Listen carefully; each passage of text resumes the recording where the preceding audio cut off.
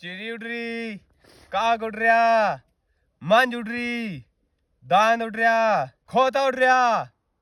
दोस्तों ये गेम मैं अपने भाई के साथ खेल रहा हूँ, ये आप देख सकते हैं। खोता उड़ रहा।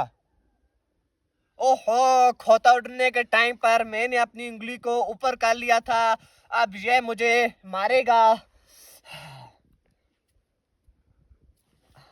अब ये देखें, ये मुझे मार रहा है। मार रहा है, मार रहा है। अब मेरी बारी आ गई है, क्योंकि जब मैंने कहा था भैंस उड़ी तो इसने उंगली ऊपर कर ली थी। खोता उड़ रहा, भैंस उड़ रही। अब मेरी बारी आ गई है, अब मैं इसको मारूंगा, क्योंकि जब मैंने कहा था कि भैंस उड़ी तो इसने उंगली ऊपर कर ली थी, क्योंकि भैंस उड़ती तो नहीं है। अब मैं इसको मारूंगा। ये देखें, ये हाथ घुसा रहा है, घुसा रहा है, घुसा रहा है। दोस्तों मेरी बारी ज़ाया हो चुकी है।